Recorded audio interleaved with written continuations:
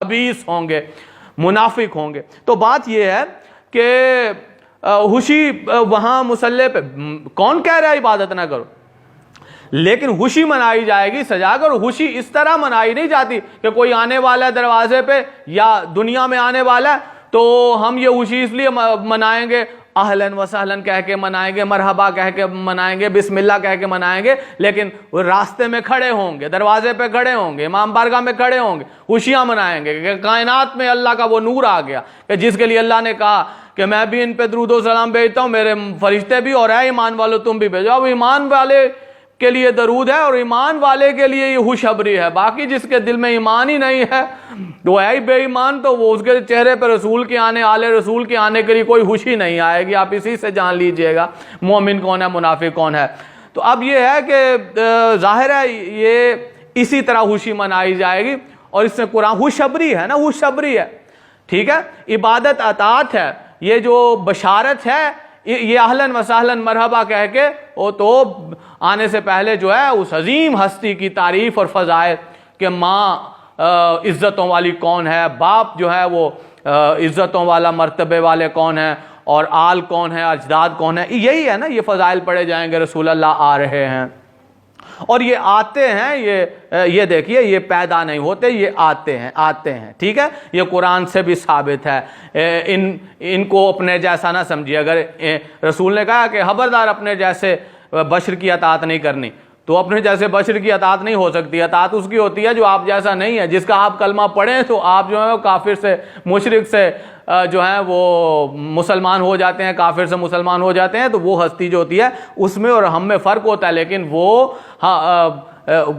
آئے جو ہیں وہ بشری لبادے میں، لیکن ہیں وہ اللہ کی حجتیں اور وہ مظہر خدا ہیں اور وہ نور خدا ہیں، اور جو ان کے پیغامات لے کے آتے جاتے ہیں درمیان میں وہ نوری ہیں، تو کیا محمد و آل محمد جو انبیاء کے بھی سردار ہیں اور سارے نبی محمد و آل محمد پہ درود و سلام بھیج رہے ہیں۔ بات جو ہے یہ تھوڑی سی اس طرح سے ہے کہ اس میں وہ چیزیں نہیں ہیں کہ جو آپ کو دو طرفہ یعنی مزاج کی ملیں گی، یا تو اس میں کوئی کسی کو مناظرے کی شکل میں بہت وہ جوش سے میں جواب دے رہا ہوں، نہیں،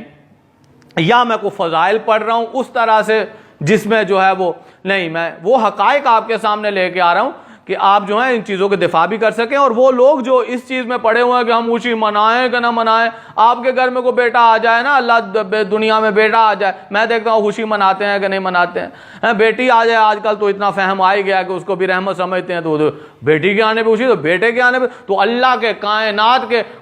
کل رحمت آ رہی ہے، تو کیا خوشی نہیں ہوگی؟ وہ اہلاً سہلاً مرحبا کہہ کے ہوگی، اور سارے امام بارگاہ مساجد اور گھروں کو سجا کے اور سارے جو ہیں وہ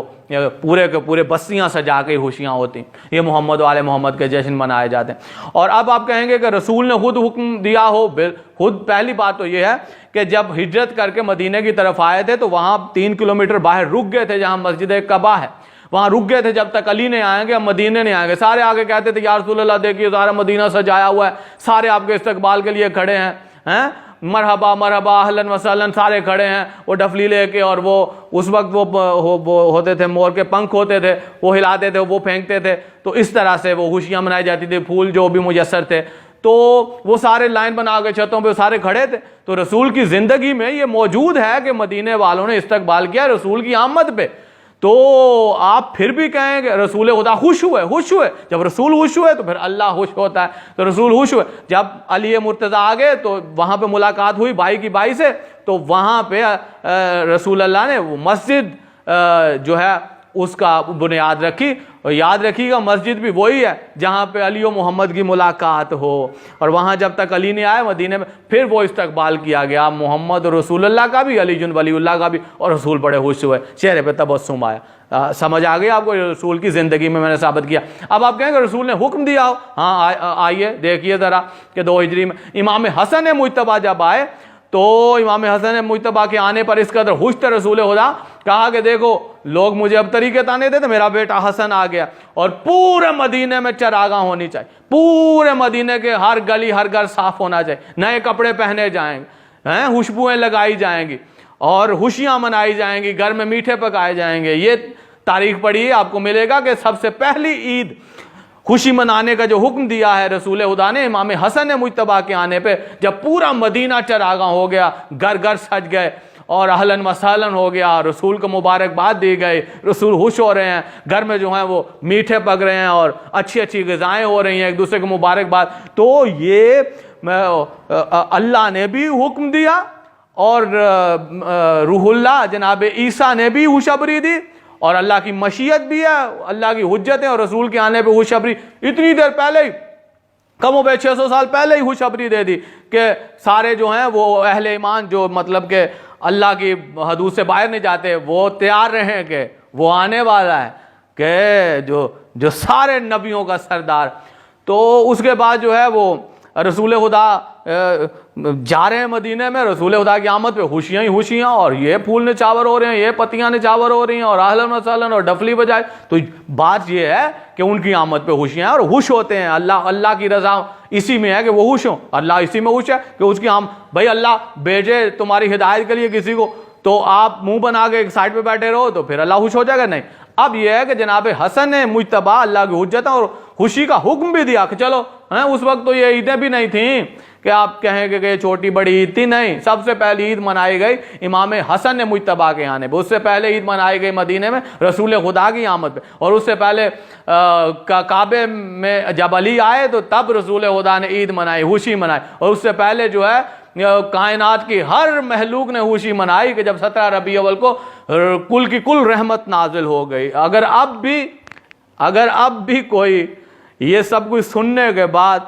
وہ کہتا ہے کہ نہیں مجھے خوشی نہیں ہو رہی اور میں خوشی پھر بھی نہیں منا سکوں گا، تو پھر اس کا شجرہ خراب ہے، اس کا حسب نسب بھی خراب ہے، پھر وہ اس کی پیدائش صاف نہیں ہے، اچھی نہیں ہے. تو جن کی پیدائش اچھی ہے، صاف ہے، ادھر محمد و آل محمد کی آمد کا نام آئے چہرے گلاب ہو جاتے ہیں، ادھر ان کے مصائب پڑے جائیں تو چہروں پہ جو ہے وہ اداسی طاری ہو جاتی ہے. ان کی خوشی میں اللہ کو مسکراہٹ بڑی پسند ہے، اور ان کے غم میں اللہ کو آنسو بڑے پسند ہیں. اللہ تعالیٰ آپ کو اور ہمیں محمد و آل محمد بی بی کے حق و ولایت علی کے صدقے میں محمد و آل محمد اللہ کی حجتوں اور ولیوں کی خوشی میں خوش اور ان کے دکھوں میں غمگین رہنے کی توفیق دے. یہ حمایت کا نام ہے. جب ہم خوشی مناتے ہیں نا محمد و آل محمد کے لیے، ہم اعلان کرتے ہیں یا اللہ ہم تیری حجتوں کے ساتھ ہیں، ان کے صدقے ہم پہ فضل کر. اور جب ان پہ مصیبت آئی، مظلومیت آئی تو ہم روتے ہیں، ہم برداشت نہیں کر سکتے. تو پھر ہم جب روتے ہیں تو یہ آنسو ماتم رنجیزہ نہیں، یہ ہم حمایت مظلومین، حمایت صادقین. اللہ جانتا ہے کہ ہاں جب میری حجتیں خوش تھیں تو یہ خوش تھے، یہی ایمان والے ہیں، اور جب میری حجتوں پہ مظلومیت تھی، میں رنجیدہ تھا، تو یہ بھی اداس تھے، غمگین تھے، ماتم و گریہ میں تھے. ہاں یہی مومنین.